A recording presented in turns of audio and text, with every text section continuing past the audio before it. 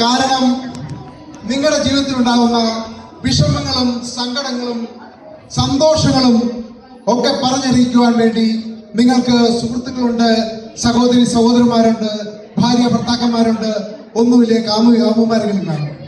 അങ്ങ് പാതാളത്തിൽ എനിക്ക് ആരുമില്ല, ഞാൻ ഏകാന്തനായി അവിടെ ജീവിക്കുകയാണ്.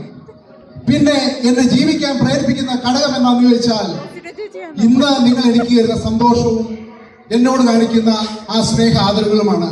ഈ ഒരു വർഷക്കാലം എനിക്ക് ജീവിക്കാൻ നൽകുന്ന ഊർജം അത് ഒന്നും മാത്രമാണ്. നിങ്ങൾ വിചാരിക്കുന്നതായിരിക്കാം പാതാളത്തിൽ സുഖമായിരിക്കുമെന്ന്.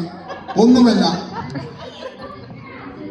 കാരണം ഭൂമാഫിയകളും ഖനന മാഫിയകളും കുഴൽക്കിണർ മാഫിയകളെല്ലാം കുഴിച്ച് പാതാളത്തിന്റെ മേൽക്കൂരയ്ക്ക് മൊത്തം കോട്ടയും കാര്യങ്ങളുമാണ്. നിങ്ങൾക്കറിയാവോ, എപ്പോഴും മഴയാണ് പാതാളത്തിൽ. കാരണം ദേവന്മാരെല്ലാം എനിക്കെതിരാണെന്ന് ഞാൻ പറയാതെ നിങ്ങൾക്ക് അറിയാമല്ലോ.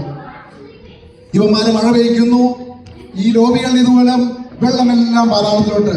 സത്യം പറഞ്ഞാൽ ഈ സമയം നിങ്ങൾ ഇവിടെ ഒന്ന് കാണാൻ പറ്റുമോ എന്ന് പോലും എനിക്കറിയത്തില്ലായിരുന്നു. കാരണം എനിക്ക് ചെറിയ അസ്വസ്ഥതകളൊക്കെ ഉണ്ട്. എന്നിരുന്നാൽ തന്നെയാണെങ്കിലും ഞാൻ ആദ്യം കണ്ട ഒരു ഓട്ടയിൽ കൂടി ഇങ്ങനെ കയറി പോന്നു. അത് പോന്നു വന്നത് ഇവിടെ സായിപ്പന്മാരുടെ നാട്ടിൽ. ഞാൻ നോക്കിയപ്പോൾ മൊത്തം വെള്ള ആൾക്കാർ. ഞാൻ ഓർത്ത് ഇനി എന്ത് ചെയ്യും? അങ്ങനെ ഇരിക്കുമ്പോഴാണ് ഈ വനജയുടെ വീട്ടിലോട്ട് ഞാൻ ചെല്ലുന്നത്.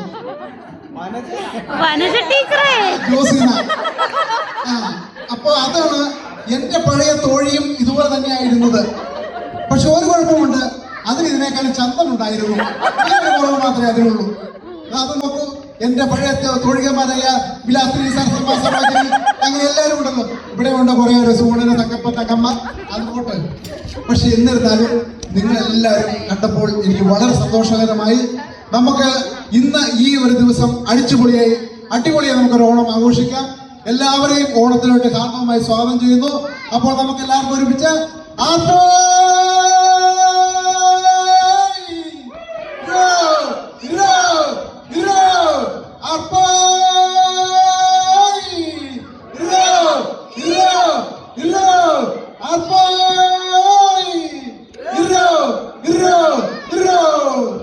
എല്ലാവർക്കും നല്ലൊരു ഓണം ആശംസിച്ചുകൊണ്ട് എന്റെ വാക്കുകൾ നിർത്തുന്നു. നന്ദി, നമസ്കാരം.